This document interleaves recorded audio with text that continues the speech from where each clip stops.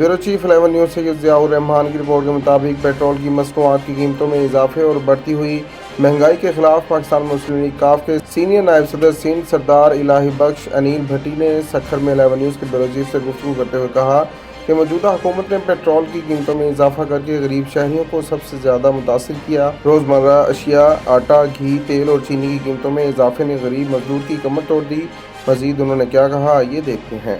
میرے بھائی، اصل میں مسئلہ یہ ہے کہ ٹھیک ہے، اگر آئی ایم ایف کی شرط ہیں اور ہمیں پیٹرول اور بجلی بڑھانا ہے تو یہ ٹھیک ہے، ہماری مجبوری ہے، لیکن کہنے کا مقصد یہ ہے کہ یہاں پہ ہم جو چیزیں کر سکتے ہیں، جو اقدامات کر کے ہم لوگوں کو، عام عوام کو ریلیف دے سکتے ہیں، کیا ہم وہ کر رہے ہیں؟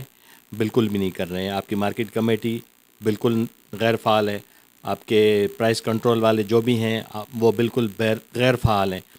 اصل میں ہمیں اپنے آپ پر دھیان دینا چاہیے کہ ہماری غلطیاں کیا ہیں۔ ہم ٹھیک ہے، اوپر سے جو چیز مہنگی ہوئی ہے تو ہم اسی کا رونا روتے ہیں، لیکن یہ نہیں کر سکتے ہم کہ ہمارے ہاں جو ہم جن چیزوں کو کنٹرول کر کے لوگوں کو ریلیف دے سکتے ہیں۔ اب آپ دودھ دیکھیں، دودھ اپنے حساب سے بک رہا ہے، آٹا دیکھیں، ہر بندہ جو ہے وہ اپنی مرضی سے ہول سیل سے چیزیں لیتا ہے اور اس کے بعد اپنا ایک فکس کر کے ریٹ اس کو اپنی مرضی سے چلاتا ہے، اس سے کوئی پوچھنے والا نہیں ہے۔ اصل میں مسئلہ یہ ہے اشفاق بھائی کہ یہ اوپر سے جو ہے نا، یہ کرپشن چلتی آ رہی ہے 30 سالوں سے، ہم دیکھ رہے ہیں 40 سالوں سے۔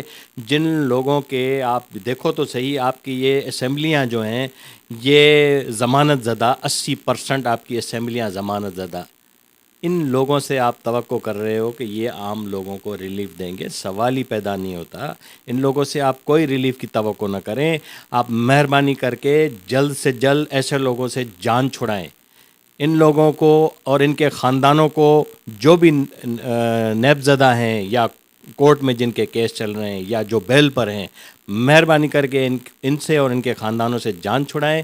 نئے لوگ لائیں، پارٹیوں میں اچھے لوگ بھی بیٹھے ہیں، ان لوگوں کو سائیڈ کیا گیا ہے، آپ ان لوگوں کو آگے لے آئیں۔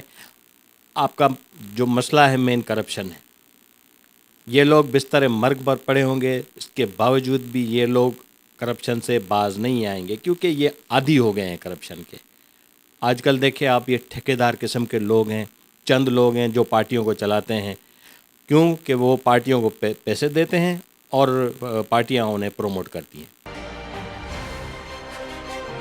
ہڑپا تھانہ ہڑپا کی حدود اور پولیس چوکی ہڑپا سے چند فرلانگ کے فاصلے پر دن دہاڑے ڈکیتی کی واردات۔ دوران ڈکیتی کی ویڈیو 11 نیوز نے حاصل